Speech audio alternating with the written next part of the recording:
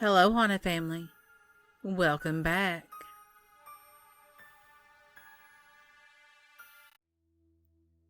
Story 1. Dead Batteries. When we lived in our last apartment, my wife swore there was a ghost in our kitchen. I never personally saw anything, but she says she felt its presence.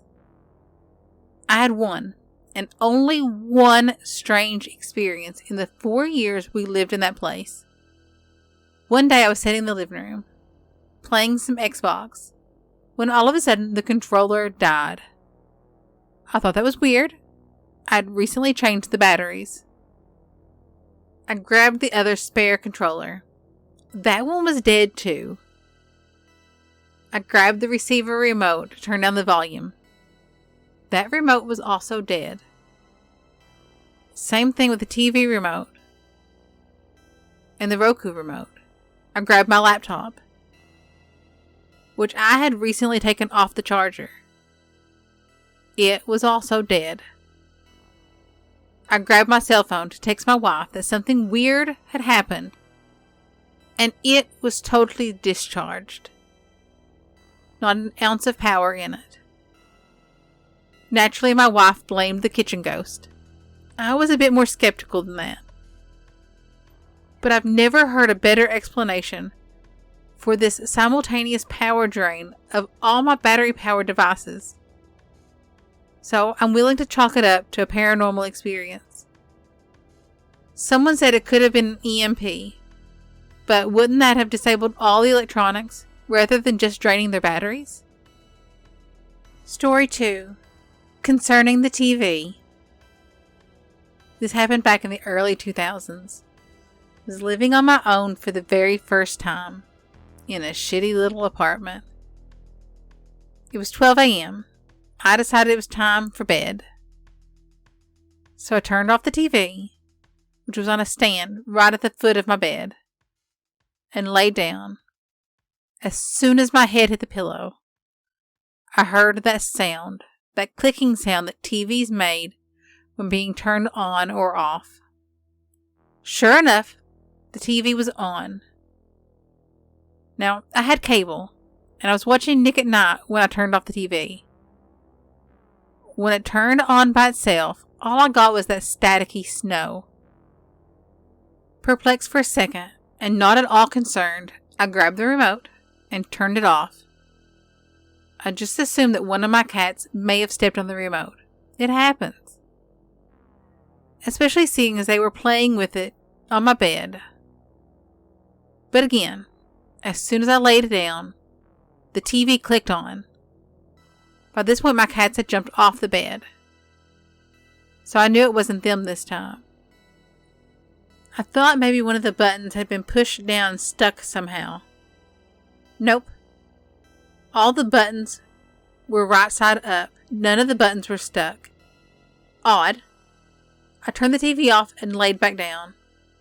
Again, the TV clicked itself on. This time I was like, what the F? It wasn't the cats. It wasn't the remote. It wasn't the plug. I checked. Regardless, something was going on. I knew this TV didn't have a timer on it. After spending a minute or two trying to figure out how the TV was turning itself back on, I decided to turn it off, turn it right back on, and when I did, no staticky snow this time. Which is what I got every time it had turned itself on. This time it turned on with just a clear picture, playing Nick at Night. Nothing happened after that. I turned it off, laid down, and went to sleep. Story 3. I have a ghost. I live in Louisville, Kentucky, and my house is haunted. It all started when we bought this house.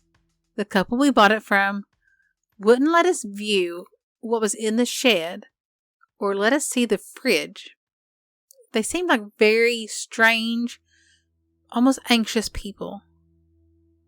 Within the week of us moving in, the girl of the couple that we bought the house from was in a horrible accident, leaving her in a full body cast.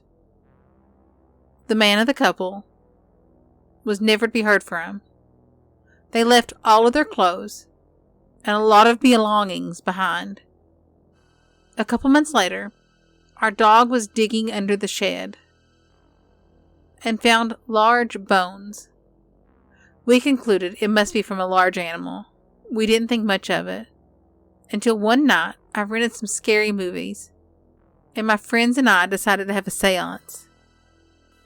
The next day, all our doorknobs broke. All of them. The door to my bedroom actually fell off the hinges. Then slowly all of our doors stopped working. Most of them either can't shut all the way, can't be locked, or just don't have doorknobs anymore. A couple months later, all of our phones broke. I'd say within a year we went through 10 phones. All of them breaking for no apparent reason. Then one night it all made perfect sense. A couple of my girlfriends and I were laying around watching movies. We decided to go to sleep. My friend and I laid down on the floor, facing the hallway. We live in a shotgun-style house, so by sitting in the living room, you can see all the way down the hall. There was a storm that night, and when the lightning hits, you could see the hall perfectly illuminated. So we were laying there, and it was lightning. We both saw this tall man standing at the end of the hallway. He was tall and largely built. No one else saw him that night, just the two of us. At various points since we've lived in this house, other people have saw this tall man, either following someone down the hallway or handing a friend a pillow. Sometimes he makes our garage door mess up.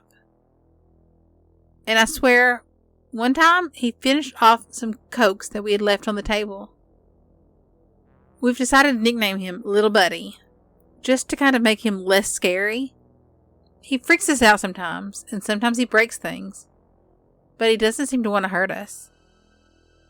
Story 4. The Prince Street Ghost. This was the scariest moment of my life, and I'm getting goosebumps right now. I used to live on a small street called Prince Street. I lived there until I was about 14 years old. One of my aunts lived 2 houses away from us, but had since moved away. One night, when I was a boy, my aunt, uncle, and cousins had came down from the city to visit. We had a big get-together at our house and started talking about ghosts for some strange reason around our kitchen table. She began to tell us that when she was younger, living 2 doors down from us, that she began waking up in the middle of the night, wide awake, and suddenly a tall man would appear, coming out of the wall beside her door. She described this man as wearing a large, wide-brimmed black hat, black pants, and a white shirt. He would walk towards her quickly. She would scream and turn on the lights. This happened several times. Same thing every time. She would wake up, immediately look towards the wall, and sure enough, there he'd be, coming towards her, staring right into her eyes, not looking happy. She kept telling her parents about this, and they kept telling her it was just a nightmare. Her older sister, who was a high school dropout, a runaway, had made amends with the family and decided that it would be best if she came back home to live.